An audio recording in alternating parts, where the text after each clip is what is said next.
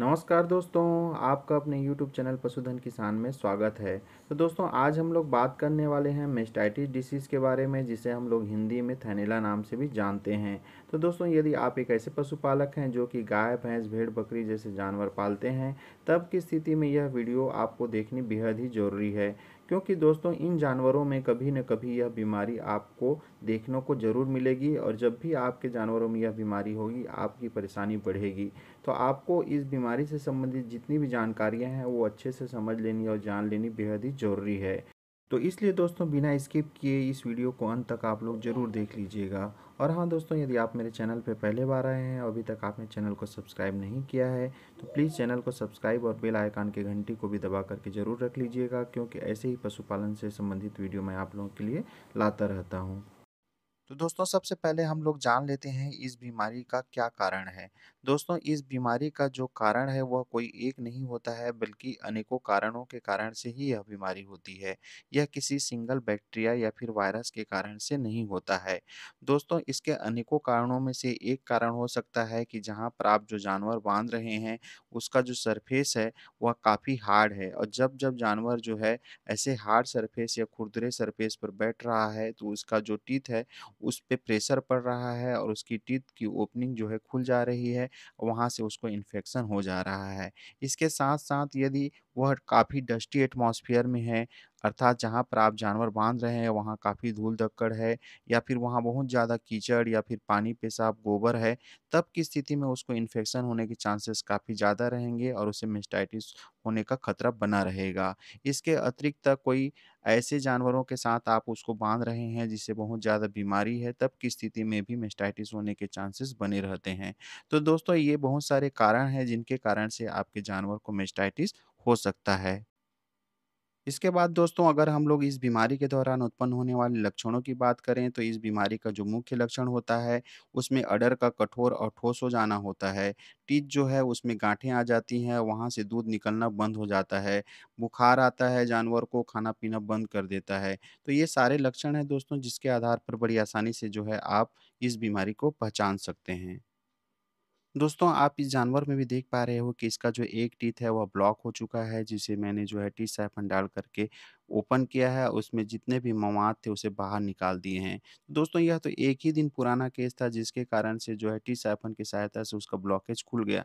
लेकिन सपोज़ कीजिए यह 4 से 5 दिन पुराना केस रहता और अगर किसान जो है इलाज नहीं करवाया रहता, तब की स्थिति में क्या होता? दोस्तों उस कंडीशन में गैंग्रीनस मेस्टाइटिस होने के चांसेस बढ़ जाते और जो थन है पूरी तरह से सड़ जाता। तो ऐसे किसी भी कंडीशन से बचने के लिए आप जो है जैसे ही आपके जानवर में मेस्टाइटिस का केस दिखाई दे उसका इलाज जो है ज़रूर करवाइएगा।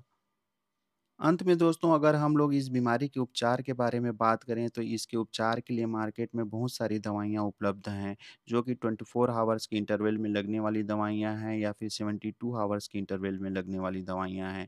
72 हावर्स के इंटरवल में जो लगने वाली दवाइयाँ हैं वह सिंगल शॉट इंजेक्शन है, जिसका इस्तेमाल जो है मेस्टाइटिस के केस में सबसे ज़्यादा होता है। और मैं भी जो है इसी सिंगल शॉट इंजेक्शन का ही इस्तेमाल करता हूँ, क्योंकि मुझे इसका रिज़ल्ट जो है बहुत ही अच्छा देखने को मिलता है। मैंने मान लीजिए 200 केस मेस्टाइटिस के हैंडल किए हैं, तो उसमें मुझे 150 केसेस में सफलता मिली है कि वह जो है बिल्कुल ही ठीक हो गया है।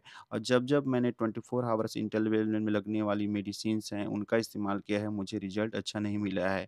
इसलिए जो है मैं तो हमेशा यही बोलता हूँ कि मेस्टाइटिस का केस जैसे ही दिखे, आप जो है सिंगल शॉट मेडिसिन की सहायता से ही उसका उपचार कराइए।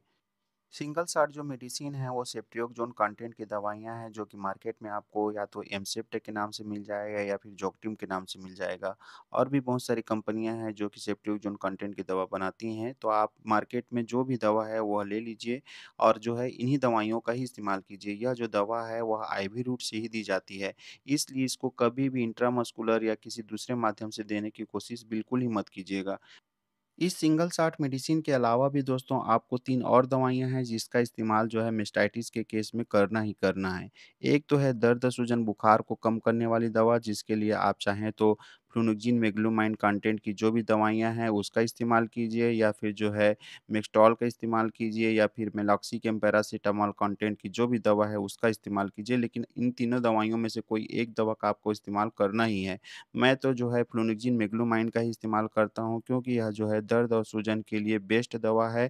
थोड़ी महँगी है, लेकिन जो है इसका इस्तेमाल करेंगे तो आपको निश्चित तौर पर इसका रिज़ल्ट भी देखने को मिलेगा। दोस्तों, इसके अलावा एक कॉर्टिकोस्टेरॉइड ड्रग का इस्तेमाल करना है, चाहे तो आप जो है सेफ्टिकोट का इस्तेमाल कीजिए, या फिर जो है आइसोफ्लूट का इस्तेमाल कीजिए। आप कोई सी भी एक कॉर्टिकोस्टेरॉइड ड्रग भी जो है 10 ml ज़रूर लगाइएगा। इसके अतिरिक्त दोस्तों एक मल्टीविटामिन या फिर जो ताकत का इंजेक्शन आता है वो भी ज़रूर लगाइएगा, क्योंकि दोस्तों मेस्टाइटिस होने पर जो अडर के एपिथेलियम लेयर्स हैं वे फट जाते हैं, जिसके कारण से दूध में जो है खून मिला हुआ आता है। तो उस एपिथेलियम लेयर के रिपेयर के लिए जो है मल्टीविटामिन्स काफ़ी फ़ायदेमंद होता है। तो आप भी जो है इसका इंजेक्शन जो है एक बार ज़रूर लगाइएगा। तो दोस्तों ये कुल 4 इंजेक्शन थे जिसको मेस्टाइटिस के केस में आपको लगाने ही लगाने हैं। तो दोस्तों ये जो है मेस्टाइटिस से संबंधित कुछ महत्वपूर्ण जानकारियाँ थी जो आप लोगों के साथ साझा किया। उम्मीद करता हूँ कि यह वीडियो आप लोगों को ज़रूर पसंद आया होगा। अगर वीडियो पसंद आया होगा तो वीडियो को लाइक और चैनल को सब्सक्राइब ज़रूर कर लीजिएगा।